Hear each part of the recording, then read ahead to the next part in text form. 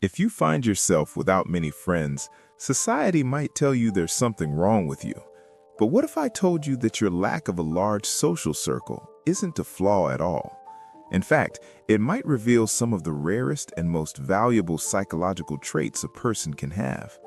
Today, we're going to explore 4 remarkable characteristics that explain why you might prefer solitude over a crowded social calendar, and why that makes you truly extraordinary.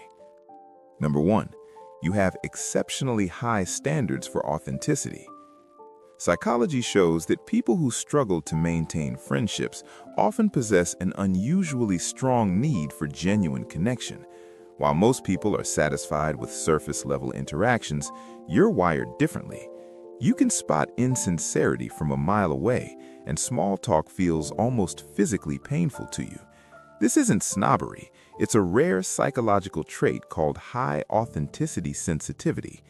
Research indicates that only about 15% of the population has this heightened awareness of genuine versus performative behavior.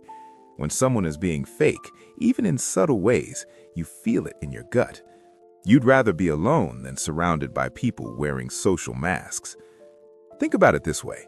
Imagine you're at a party where everyone is laughing at jokes that aren't funny, agreeing with opinions they don't hold, and pretending to be interested in conversations that bore them. While others play along comfortably, you're standing there feeling like you're watching a play where everyone knows their lines except you. But here's the truth. You're not the one who's out of step. You're simply unwilling to perform. This trait makes friendship difficult because authentic connections are rare. Most people haven't done the inner work to know who they really are, let alone show it to others. But when you do find someone who matches your level of authenticity, that friendship will be deeper and more meaningful than 100 shallow connections could ever be. Number 2, you're a deep processor in a world that values quick reactions.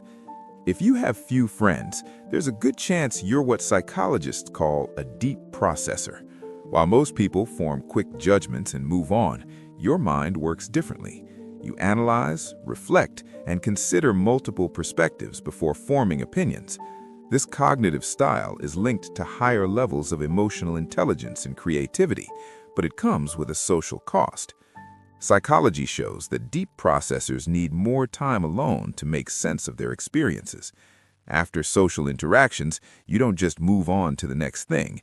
You replay conversations, analyze dynamics, and process the emotional undertones that others missed entirely. This isn't overthinking, it's how your brain naturally operates. Here's a relatable example. A friend tells you about a problem they're having at work.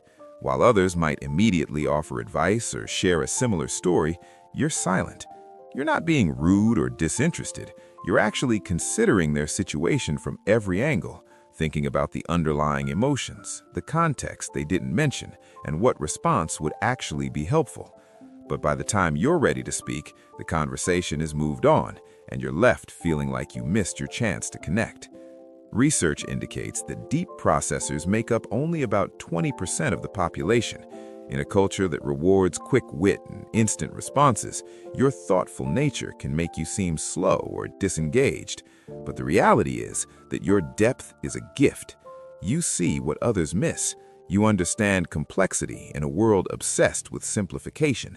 The friendships you do form will benefit from this incredible depth of understanding.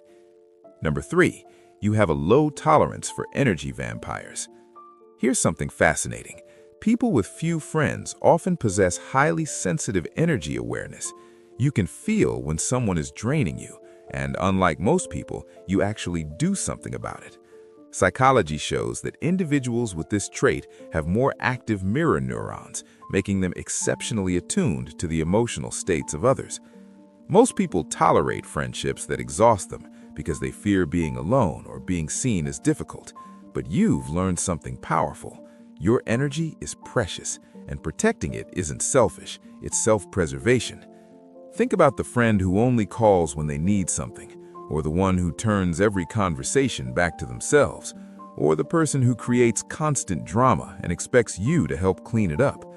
Most people keep these friendships out of obligation or guilt, but you don't. When you recognize a pattern of one-sided relationships, you step back. not out of cruelty, but out of respect for your own well-being.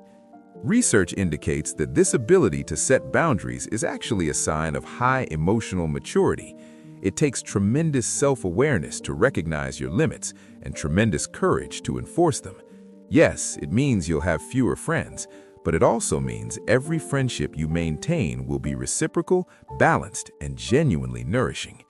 Your low tolerance for energy vampires isn't a weakness.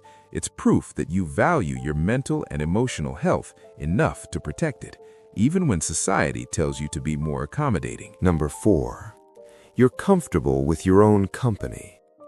Perhaps the rarest trait of all is this: you genuinely enjoy being alone.